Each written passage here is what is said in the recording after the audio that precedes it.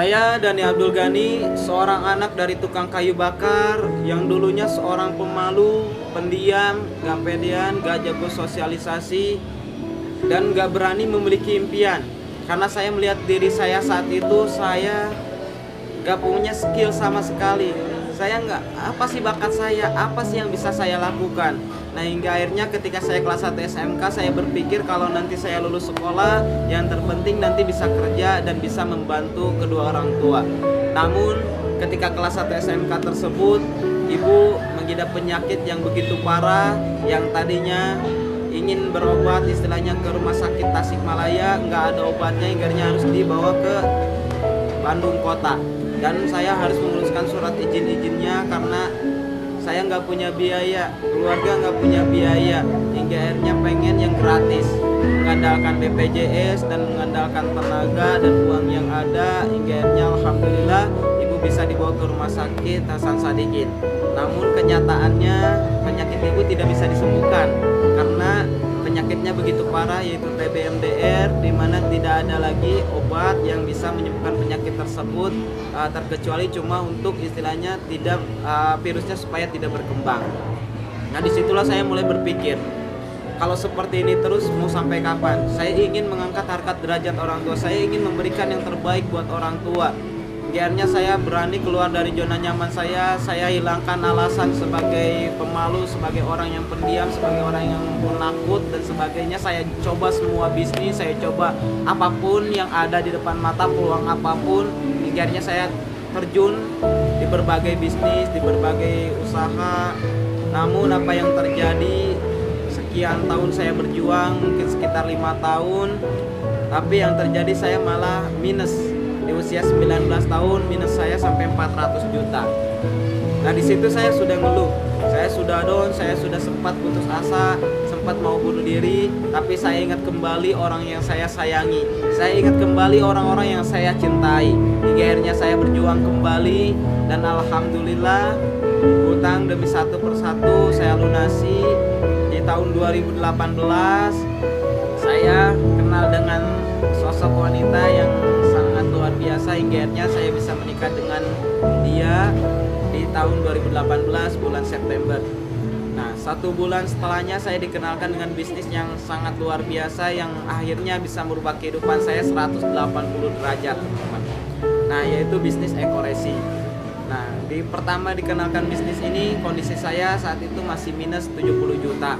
Baru menikah dan ibu kembali dibawa ke rumah sakit karena penyakitnya kambuh kembali. Nah, saat itu saya bingung, apa yang harus saya lakukan? Saya harus benar-benar serius jalankan Eco-Resi atau saya harus sama istri dan orang tua? Nah, tapi kalau misalkan saya ingin memberikan pengobatan yang terbaik buat orang tua, kalau misalkan saya ingin memberikan nafkah yang terbaik buat istri, kalau saya ingin memberikan yang terbaik buat adik-adik saya, maka saya nggak ada pilihan lain selain harus berjuang di bisnis ini. Karena kondisi saya kan lagi minus juga, saya nggak punya penghasilan. Maka dari itu saya fight gak bisa-bisaan, saya tinggalkan istri di Wonosobo, saya tinggalkan ibu yang lagi di rumah sakit, terus kemudian saya berjuang habis-habisan bersama tim. Dan alhamdulillah dengan izin Allah, dengan perjuangan yang sangat luar biasa, yang tidak kenal waktu, mau jam berapapun, kadang-kadang sampai subuh belum tidur, kadang tidur cuma sejam, langsung bangun lagi, langsung jalan lagi, presentasi lagi, bantu mitra sebanyak mungkin, presentasi sebanyak mungkin, ikut training sebanyak mungkin, melebihi yang lain, dan luar biasa dalam hitungan 1 bulan 10 hari atau dalam waktu 40 hari saya bisa tembus mobilio cash dari perusahaan Sinergi Eco-Resi. Namun hal yang istilahnya menyedihkan datang kembali 3 minggu kemudian setelah saya dapat mobilio cash, setelah saya ajak jalan-jalan, ibu meninggal dunia. Di situ saya sedih, di situ saya makin down karena motivasi utama saya jalankan bisnis Eco-Resi ini adalah untuk memberikan pengobatan yang terbaik. Tapi apa yang terjadi malah sebaliknya, saya ketika masih berjuang, ibu sudah meninggalkan saya di dunia ini. Akhirnya saya bingung apa yang harus saya lakukan, tapi saya kembali ingat orang-orang yang sudah memberikan harapan kepada saya. Terus kemudian saya kembali ingat ibu saya tidak akan bahagia di sana ketika saya hanya sedih, ketika saya hanya diam. Hingga saya bangkit kembali.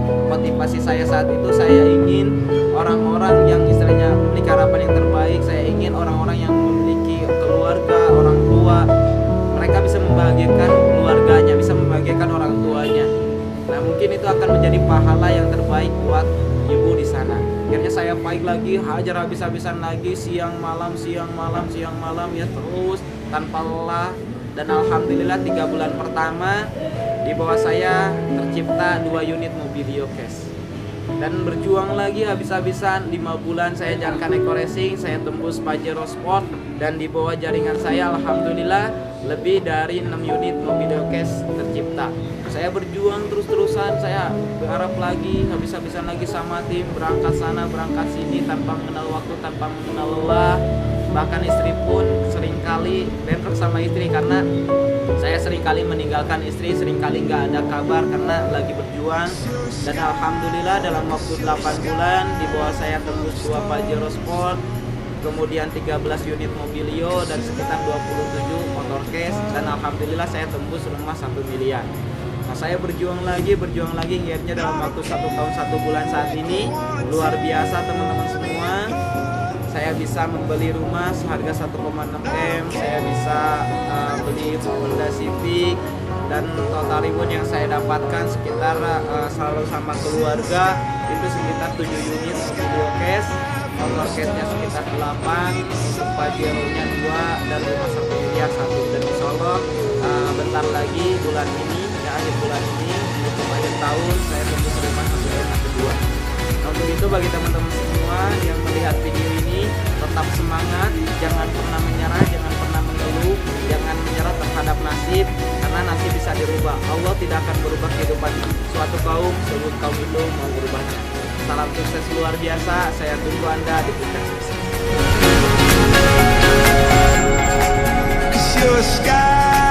Cause you're a sky full of stars.